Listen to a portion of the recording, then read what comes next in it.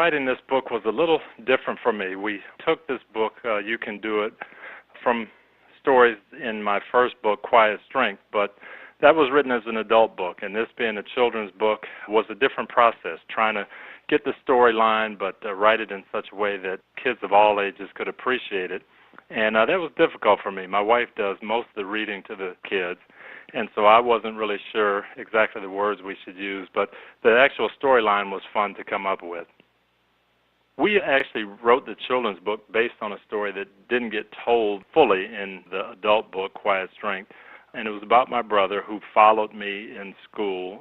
He was 3 years behind me and wasn't quite the athlete that I was, maybe wasn't as popular as I was because of my sports, but he was very smart and he enjoyed helping people, and he did go on to become a dentist through hard work and a lot of schooling. And so we kind of spun that into a children's story about someone who was looking to do something maybe a little bit different than the normal, and that's how the story of You Can Do It really came about.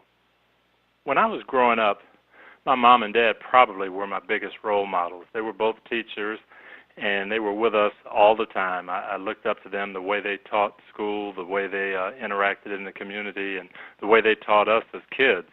So that was the number one thing. And then I was a sports person growing up, and so I always admired kind of the older boys in the neighborhood, guys who were playing high school football and basketball when I was in elementary school, and that was my goal. I wanted to be on those high school teams, so I watched them and patterned myself after them, and that's why I tell our players now it's so important when you're out there on the field and off the field that you're doing the right things because you have so many young eyes watching you.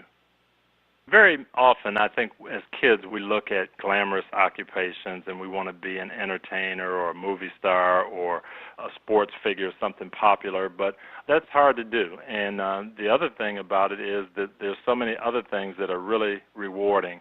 And my brother ended up becoming a dentist because he enjoyed helping people, and he took the talent that God gave him, the knowledge and the school lessons, and turned that into a talent to do what his heart wanted to do, which was help people.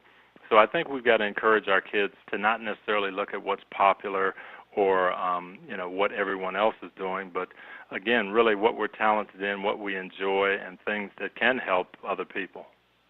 I think with all children, number one, you really have to dream when you're trying to figure out what you want to do and not limit yourself to what your parents did, what your friends do. Really look at what is fun for you, what you have an interest in. That's the most important thing, and to think big, to not limit yourself or not think, oh, I could never do that, and to think outside the box. My brother ended up becoming a dentist.